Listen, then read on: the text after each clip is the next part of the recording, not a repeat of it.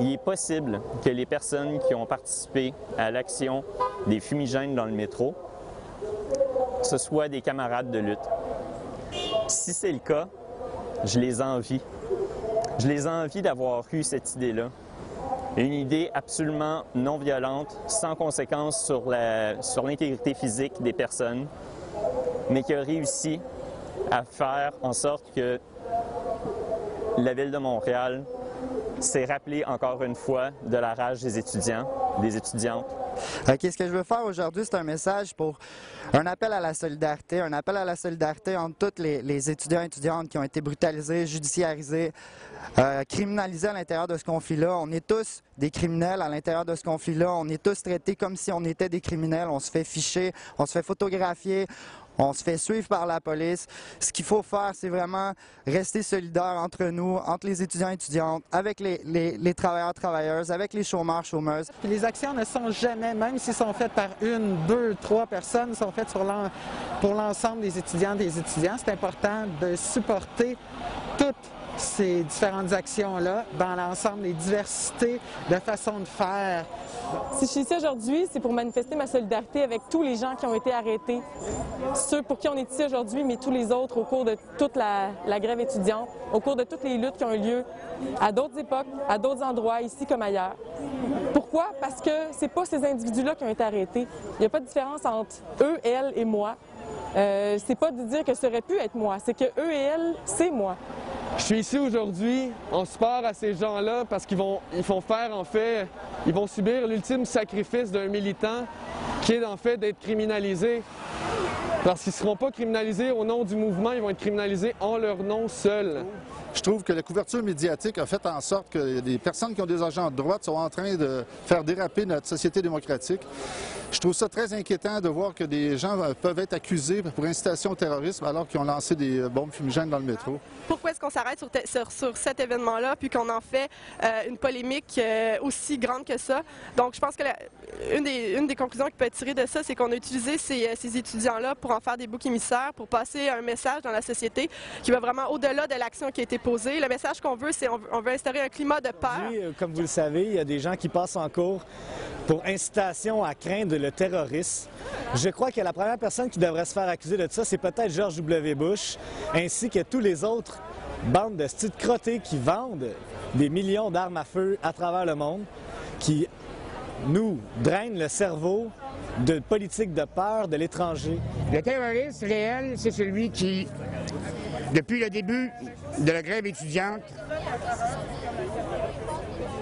appelle la population à réprimer le mouvement étudiant. C'est du terrorisme d'État, en fait. On nous accuse, les étudiants, d'incitation à la violence, mais en fait, c'est l'État qui essaie de terroriser et de complètement paralyser toute mobilisation sociale. Vous êtes l'âge de mes enfants, de mes petites enfantes, et ça m'inquiète beaucoup avec la répression des polices et le besoin d'organiser des choses selon le pouvoir et le lieu d'avoir le direct action. Pour moi, le direct action peut être une façon efficace de démontrer notre colère et notre réponse à la répression des politiques structurelles du gouvernement et de police. Il faut se poser des questions sur le droit à la désobéissance civile. Moi, je me dis que chacun a de quoi à se remettre en question dans les incidents qui ont eu lieu vendredi. Moi, je me sens coupable parce que, jusqu'à un certain point, quand les gens voient ce qui se passe puis qu'ils ne réagissent pas, c'est qu'ils, d'une certaine façon, ils cautionnent les événements malheureux qui se passent. J'y ai pensé. J'ai pensé souvent à poser des actions comme ça parce que face à un gouvernement qui est sourd, des fois, on n'a pas d'autre choix que de mettre plus de pression encore. Et s'il y a des actes qui peuvent s'apparenter à la violence, il faut aussi comprendre que c'est une réaction normale, que c'est humain.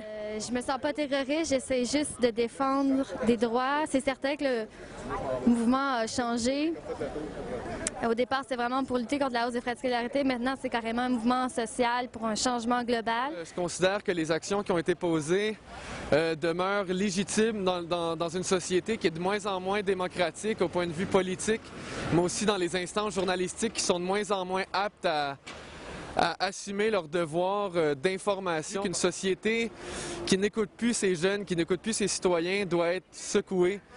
Et je considère que l'acte qui a été commis permet en fait, oui, de tomber dans une crise qu'il faut comprendre qui a été totalement créée par les médias, mais une crise qui est nécessaire dans une société qui est complètement cloisonnée au niveau de son débat. Je me sens solidaire avec toutes les personnes qui ont décidé qu'elles allaient dépasser le petit espace, la petite boîte que les puissants nous réservent pour manifester notre révolte et notre désaccord dans la société. Parce que sincèrement, si c'est pour des idées qu'on se fait arrêter, bien moi je suis prêt à me faire arrêter tout de suite. Je veux dire, je suis pas une victime, je suis quelqu'un qui réfléchit. Puis juste pour ça, j'ai pas à être coupable de quoi que ce soit. I'm just so angry at what has been going on with the closing down of places for people to express themselves, for the lack of liberty to manifest, for the new laws that are coming in. I refuse to have to go around wearing a mask because I'm afraid of the security cops. And so my sense is that we've got to support all the younger people who are out here, which is why as a grandmother I've come out to all these demonstrations. J'ai déjà eu des pensées extrémistes, des pensées radicales. Faut-il m'arrêter?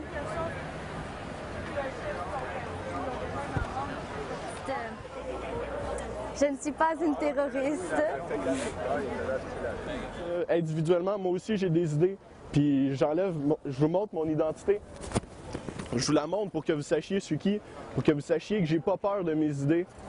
Et je veux être sans le masque parce que je dois avoir la liberté de m'exprimer quand je veux, où je veux, et en disant ce que je veux dire, sans être dans un coin que quelqu'un me place. Ça répète moi. Si aujourd'hui j'enlève mon masque parce que j'ai pas peur de mes idées, j'ai pas peur de vous dire ce que je pense. On n'est pas des terroristes. Puis je suis écœurée qu'on dise de moi que je suis une personne dangereuse parce que je lutte pour mes convictions. C'est aussi dans l'optique que je n'ai aucunement honte de montrer mon visage. Je suis capable de dire ce que j'ai à dire à visage découvert et je suis fier de la position que j'adopte. Alors, longue vie au mouvement étudiant et aux luttes progressistes au Québec.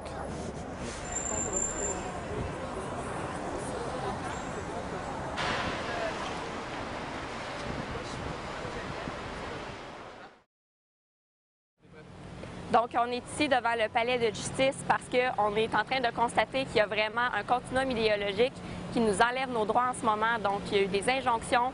On est en train de faire un règlement ici municipal pour empêcher de se masquer. C'est qu'on serait pas capable d'assumer nos propres choix, nos propres positions politiques. Et puis moi, je suis complètement en désaccord avec ça. C'est pas parce qu'on s'assume pas dans la vie qu'on fait ça. C'est juste qu'on veut continuer à exercer notre pouvoir de contester ce pourquoi... ce qui mine le climat social en général, qui est peut-être insidieux, mais c'est pour continuer à résister. Puis je pense que c'est un très beau symbole aussi de résistance, de résister, à s'identifier constamment à tout le monde et de toujours dévoiler toutes nos allées et venues. Personnellement, j'ai plusieurs amis qui manifestent masqués parce que finalement, ils n'ont pas le choix. Ils font beaucoup de manifestations. Donc, à un moment donné, la police les a spotés. Elle a décidé qu'à chaque fois qu'elle les voyait, elle les arrêtait pour pouvoir les fouiller. Ce que la police fait est tout à fait légal selon les lois qu'elle a en ce moment, mais je crois que c'est très abusif et je respecte leur droit de se cacher le visage afin de ne pas être harcelés de manière constante par les policiers. Si le port du voile est accepté par conviction religieuse, pourquoi est-ce que le port du masque ne serait pas accepté par conviction politique? Ce sont aux citoyens et citoyennes de faire le débat sur la réglementation municipale. Ce n'est pas au chef de la présidente de la fraternité des policiers de venir dire aux maires et aux élus quoi faire. S'il y a un débat, il doit avoir lieu publiquement et à visage découvert. On nous dit la démocratie, ça se fait à des visages découverts. Eh bien, nous, on dit, parfait, soyez découverts, que les policiers portent leur matricule, que les policiers portent leur nom, sur leur casque, sur leur uniforme. Parce qu'en ce moment, ils sont en train de... Il y a une commission pour écouter ce que les gens ont à dire sur les masques. J'aurais aimé ça parler et j'aurais dit, et je vous le dis, pour moi, les masques, il y a une partie qui est super importante, super pratique, c'est la capacité, quand tu as des gaz lacrymogènes, de mettre ton masque, de mettre ton foulard, de mettre quelque chose sur ton visage, parce que c'est la seule façon que tu peux réussir à respirer un peu. Parce que, sinon, là, arrêtez les gaz, là, parce que ça n'a pas d'allure. La fumée partout, des gaz, puis sinon on s'étouffe, puis on tombe malade. Fait que pourquoi pas mettre ça pour se protéger? Jusqu'où est-ce qu'on a le droit de se protéger sans avoir l'air des terroristes? Si je suis ici aujourd'hui, à côté de l'hôtel de ville, durant l'assemblée contre l'interdiction du port du masque, c'est en support aux gens qui ont été arrêtés durant le mouvement étudiant, durant la mobilisation sociale. C'est qu'il y a des gens qui ont été faussement accusés, qui sont présentement sous des conditions. Donc je me masque, moi, pour leur permettre d'être anonymes dans nos manifs parce qu'ils sont jugés illégaux. Pourquoi illégaux? Parce qu'ils sont suspects selon des crimes politiques qu'ils auraient peut-être commis. Puis quand tu es un citoyen, que tu as des idées, puis que tu veux faire avancer la société dans laquelle tu vis, bien des fois tu as des embûches. Puis quand tu es anonyme, puis que tu es une masse, puis qu'on est tous anonymes, bien on est tous citoyens d'autant plus. Donc, puis je suis pas une fille, puis je suis pas un gars. Quand je suis dans la rue, quand je manifeste, c'est pour des idées. Bien, moi, je porte le masque parce que je pense fermement que mes convictions politiques n'ont pas été étalées au grand jour sur la place publique, de la même façon que quand je vais voter, je le fais anonymement. Quand TVA met ma photo en front page du Journal de Montréal, j'ai aucun pouvoir sur qu'est-ce qui va sortir de ça. Alors, bien là, mon seul choix, ma seule façon de défendre pour pouvoir donner mon opinion, c'est de tomber dans l'anonymat, c'est de porter un masque. Les super-héros, ils portent des masques, à ce que je sache. Puis je pense qu'on est tous des super-héros qui essayent de sauver, entre autres, l'éducation. Donc moi, c'est pour ça que je me masque, parce que c'est tous, les super-héros n'ont jamais eu une super forte réputation auprès des policiers. Malheureusement, le profilage politique et la répression policière, la brutalité policière, oui, ça existe. Ça existe réellement. Et c'est normal que ça existe parce qu'on est dans un monde où chaque population, chaque individu puis chaque groupe qui veut s'émanciper est appelé à résister à notre système capitaliste néolibéral. Tant qu'à moi, l'interdiction du port du masque durant les manifestations, ça participe à la tendance lourde des États et des élites capitalistes pour criminaliser la dissidence, pour diviser les militants et les militantes de sorte qu'il y ait une fausse dichotomie entre les bons manifestants et les mauvais manifestants. Le port du masque, c'est pour se protéger contre l'abus des armes paramilitaires du SSPVM. Ben moi, je porte le masque depuis que j'ai appris c'était quoi l'escouade Gamma, depuis que je me suis renseignée sur c'est quoi le profilage politique, depuis que j'ai vu les pratiques du SPVM dans mes rues à moi, à Montréal. Le plus important, c'est de couvrir ses cheveux, parce qu'après ça, ils ne peuvent plus savoir. Couvrir son visage. Parce que dans la société du spectacle, il faut bien faire honneur à cette grande mascarade. À Vito, c'était absolument essentiel. Il m'a vraiment sauvé la vie.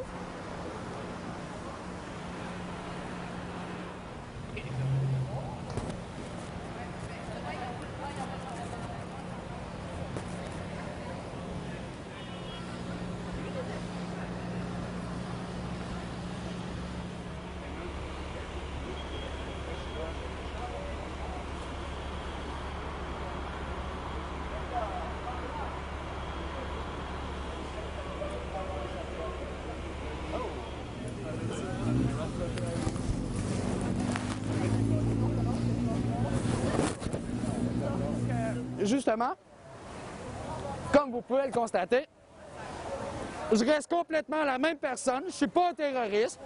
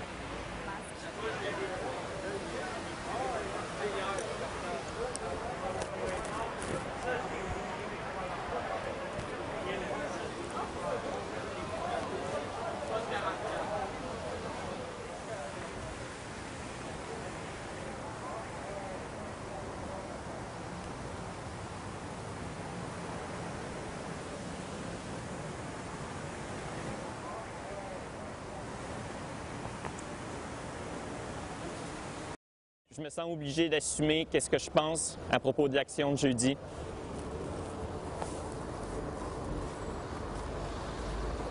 Fait que pour le dire, je l'enlève mon masque. J'aurais aimé ça, participer à l'action de jeudi matin dans le métro. Je suis déçu de ne pas l'avoir fait. Puis j'espère vraiment, vraiment, vraiment que ça n'empêchera pas les gens de penser en fonction de blocage économique, en fonction de perturbations, puis que ça se fasse de façon aussi non violente que ça a été fait. Chapeau.